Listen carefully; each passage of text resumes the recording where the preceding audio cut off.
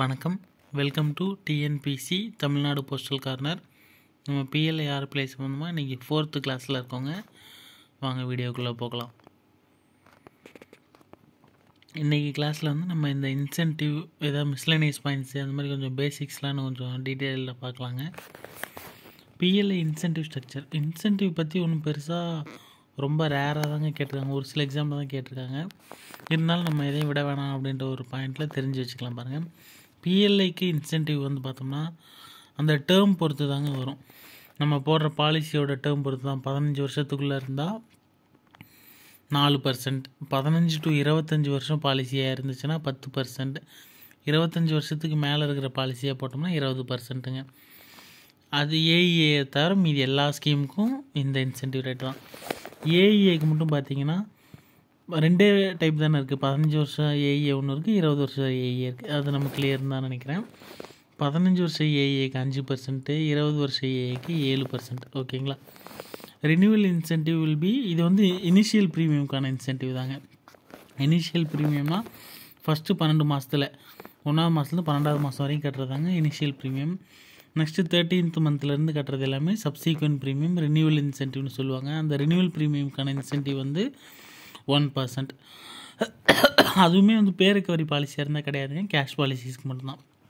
நல்லா பார்த்துங்க. PLI incentive policy term பொறுத்து தான் வரும். 15 வருஷமாக இருந்தால் ஒரு இன்சென்டிவ், 15 to 25 வருஷமாக இருந்தால் அப் டு 15 இயர்ஸ். ஓகேங்களா, 15 வருஷம் வரைக்கும்.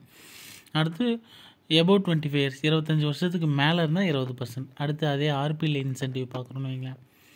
ஆர்பிஎல்ஐக்கான இன்சென்டிவ் இனிஷியல் ப்ரீமியமுக்கு 10%, renewal incentive 2.5%. To all except டிஓபிஎல்ஐனா, DOPLI development officer, PLI development officer நம்ம டிபார்ட்மெண்ட்டில் ஒரு கேடர் இருக்குங்க. அவங்கள தவிர மீதி எல்லாத்துக்குமே இந்த 2.5% பொருந்தும். ஓகேங்களா.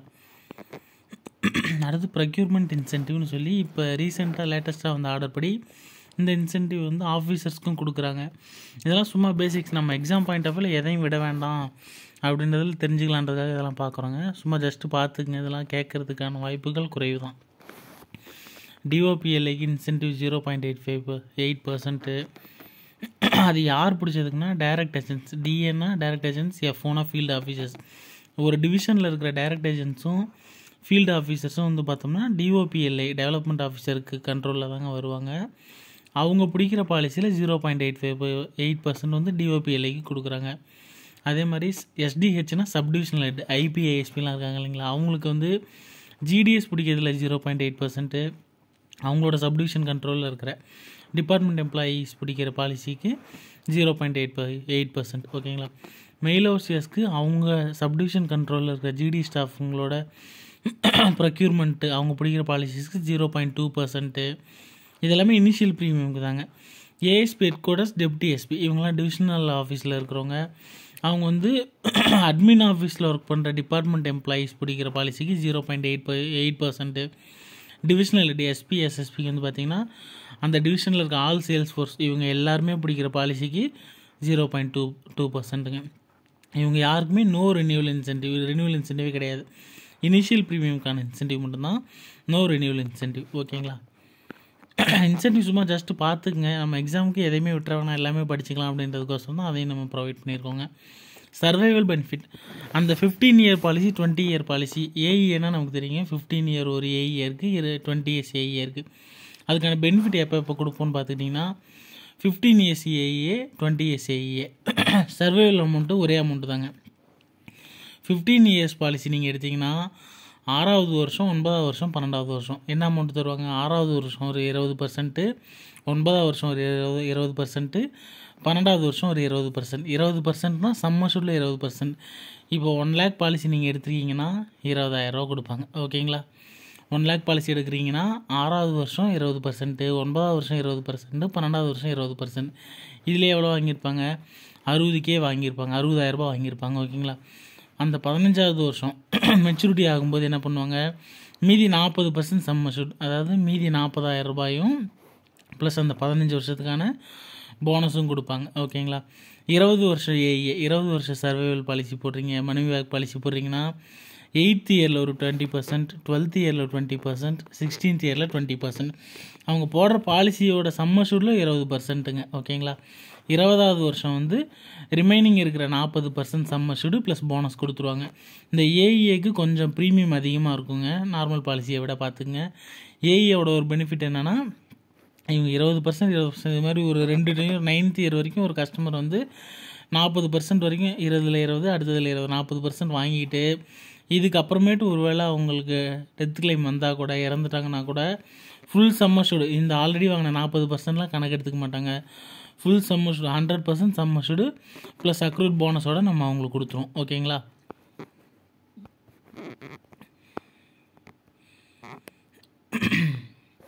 அடுத்தது ஏஎஃப்எஸ்க்கான ஃபீஸுங்க.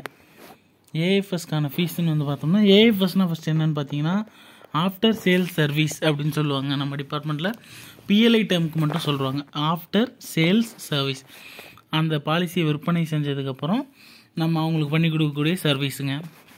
அதுக்கு வந்து டூப்ளிகேட் ப்ரீமியம் ரெசிப்ட் புக் வாங்குறதுக்கு 20 ரூபா ஃபீஸு, டூப்ளிகேட் லோன் புக் வாங்குறதுக்கு 5 ரூபா ஃபீஸு, டூப்ளிகேட் பாலிசி டாக்குமெண்ட்னா டூப்ளிகேட் பத்திரம், டூப்ளிகேட் பாண்டு, ஓகேங்களா, அதுக்கு வந்து ஒரு 100 ரூபா ஃபீஸ், 100 ரூபாங்க. அது பார்த்துக்குங்க.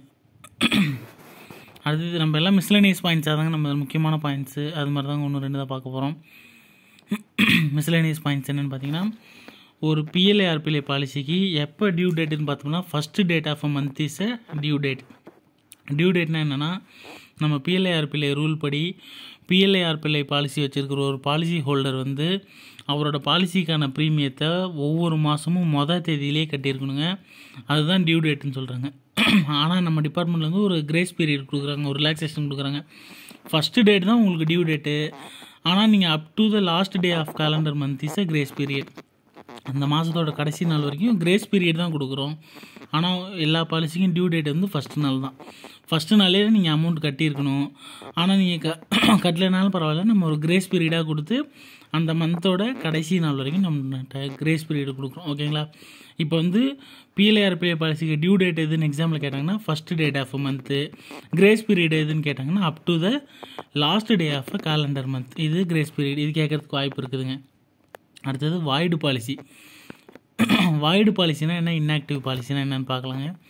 வாய்டு பாலிசினா 1 month premium not paid less then 3 years. அதாவது பாலிசி தொடங்கி பாலிசி ஆரம்பித்து 3 வருஷத்துக்குள்ளே இருக்கிற பாலிசி ஏதாவது இருந்துச்சு அப்படின்னா அந்த பாலிசி 1 மாதம் கட்டாமல் விட்டாங்கனாலே அந்த பாலிசியை வாய்டு பாலிசின்னு சொல்லுவாங்க. அதாவது நல்லா பார்த்துங்க, பாலிசி ஆரம்பித்து 3 வருஷத்துக்குள்ளே இருக்கிற பாலிசி, இப்போ 2021 ஆரம்பித்தாங்கன்னா 2022னா அது 3 வருஷத்துக்குள்ளே தாங்க இருக்குது.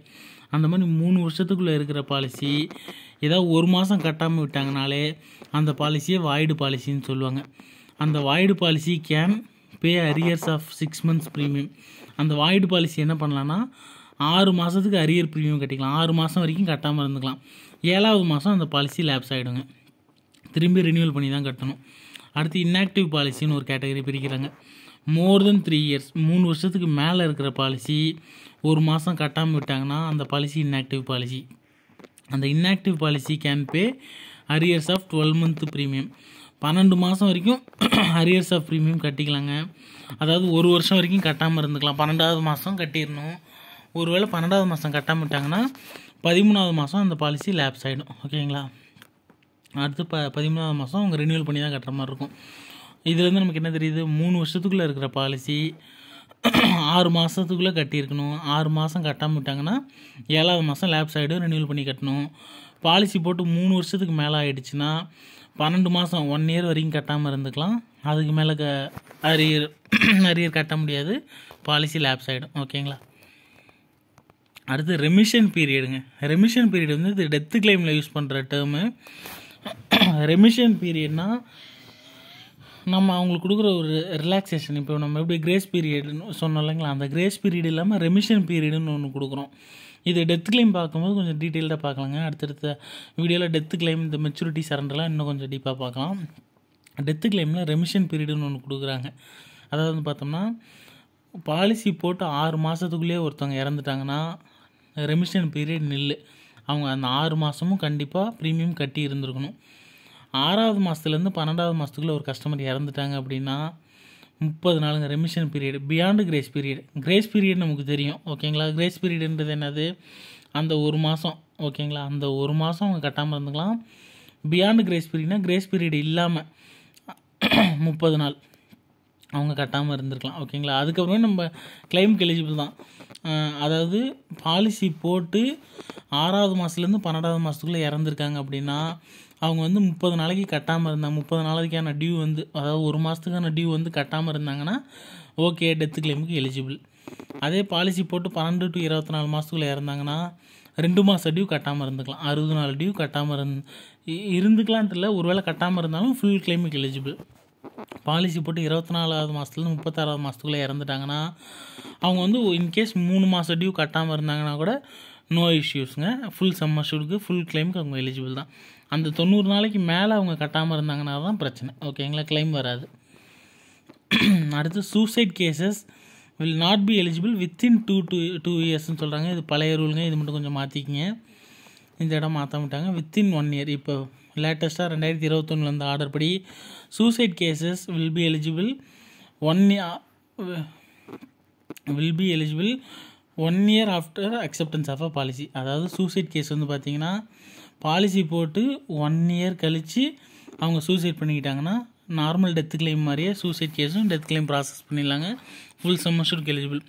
1 இயர்க்குள்ளே பாலிசி போட்டு 1 இயர்க்குள்ளே அவங்க சூசைட் பண்ணிக்கிறாங்க அப்படின்னா அவங்க கட்டின ப்ரீமியம்லேயே 80% தாங்க அவங்களுக்கு கைக்கு போகும். அது கொஞ்சம் பார்த்துக்குங்க.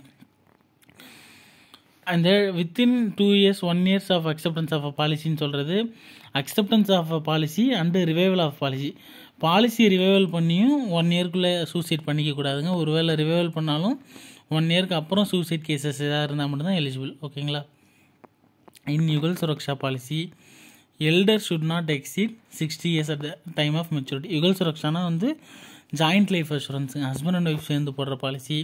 ஹஸ்பண்ட்க்கும் ஒய்ஃப்க்கும் சேர்ந்து நம்ம இன்சூர் பண்ணிக்கலாம். அந்த பாலிசி வந்து பார்த்திங்கன்னா எல்டர், அவங்க ஹஸ்பண்ட் அண்ட் ஒய்ஃபில் யார் வயசில் மூத்தவங்களோ அவங்க வந்து அவங்களோட ஏஜ் வந்து மெச்சூரிட்டி டைம் இப்போ 60 வயசு தாண்டி இருக்கக்கூடாது. அதுக்கு தகுந்த மாதிரி தான் நம்ம சிஸ்டமே கால்குலேட் பண்ணி கொடுக்கும் ஓகேங்களா. அதே மாதிரி சைல்டு பாலிசி, சில்ட்ரன் பாலிசியோட டேர்ம் வந்து பேரண்ட்ஸ் பாலிசியோட டேர்மும் தாண்டக்கூடாது. இப்போ பேரண்ட்டோட பாலிசி வந்து 2026 மெச்சூரிட்டி ஆகுதுன்னா சில்ட்ரனோட பாலிசி 2027 மெச்சூரிட்டி ஆகிற மாதிரி போடக்கூடாது. 2025 அதுக்குள்ளே பேரண்ட் பாலிசி மெச்சூரிட்டி ஆகிறதுக்குள்ளேயே சைல்டு பாலிசி மெச்சூரிட்டி ஆகிற மாதிரி போட்டுக்கலாம் ஓகேங்களா. அடுத்தது வந்து மெச்சூரிட்டி ஏஜுங்க. மெச்சூரிட்டி ஏஜ் எப்படி இருக்குன்னு பார்த்தீங்கன்னா ஹோல் லைஃப் அஷூரன்ஸ்க்கு ப்ரீமியம் சீசிங் ஏஜ்னு ஒரு ஏஜ் சொல்லுவாங்க. 55 வயசில் 58 வயசில் 60 வயசில் அவங்க வந்து ப்ரீமியம் சீசிங் ஏஜ், ப்ரீமியம் கட்டி முடிக்கிற வயசு. ஆனால் ஹோல் லைஃப் அஷூரன்ஸை பொறுத்த வரைக்கும் மெச்சூரிட்டி ஏஜ்ன்றது 80. இவங்க வந்து 55 வயசுக்குள்ளே 58 வயசு 60 வயசுக்கு நான் ப்ரீமியம் கட்டுற மாதிரி செலக்ட் பண்ணிக்கலாம். ஆனால் அந்த பாலிசி வந்து மெச்சூரிட்டி வந்து 80 வயசில் தான் ஆகும்.